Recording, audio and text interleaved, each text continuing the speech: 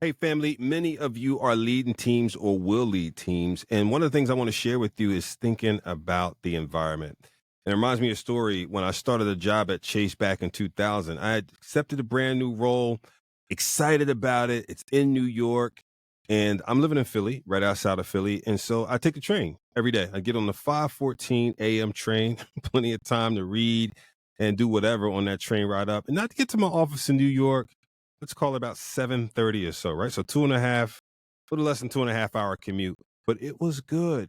The interesting thing though was when I went through the interview process, I had never went to the building where my actual role was located. I had interviewed in Midtown, a bunch of different people there, and even in downtown at what was called One Chase Plaza.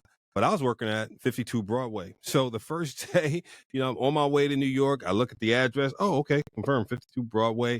I get there and the building and the environment is drastically different. I walk in, it's darker than all the other buildings. I go up to the floor. I remember getting off at the floor and feeling, and this is not the same as the places I went to during the interview process. No problem. I go in, talk to someone, ask, introduce myself as the new person, which by the way, for any involved, I would suggest even I don't care what the level of the person is when they're joining your organization, be there to introduce them to their new team on the first day. It's a really nice thing to do to help them get acclimated. So anyway, I walk in, introduce myself. Hi, I'm James Rousseau, the new director here, so on and so forth. A person receives me. She was really nice. I said, great. I would love to put my things down and then kind of walk around, get to know the place a little bit. She said, oh, your office has been used as a storage closet.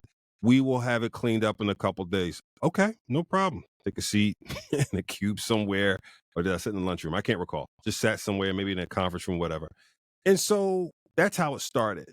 But I started walking around and just taking notice of things, and it just felt like the energy was much lower than I expected. Again, I had interviewed at places where it was just high energy and it just felt good. And over the course of the next week or two, I just observed. And one day on my way up to New York, I was reading a book. I think it was a Stephen Covey book or something like that. But I was just a person who always liked to make note of quotes. And I sent something I read out to the full team and just say, hey, good morning, everyone. I just wanted to send this tidbit that inspired me this morning. Maybe it will inspire you. And I sent that quote out with an additional thought of what it meant to me. And people actually read it. But not only did they read it, when I got to the office, I found they were talking about it. People were stepping outside their workstations and whatnot. Now, the other thing was everyone had these high wall workstations. So once a person went and sat down in their workspace, they could not see anyone else. So that's part one of the observation. So they had to get up and go talk to each other. Okay, fine. But part two was the rugs and such were probably aged and it showed. The walls and such were probably the painting job was aged and it showed. The kitchen was aged and it showed.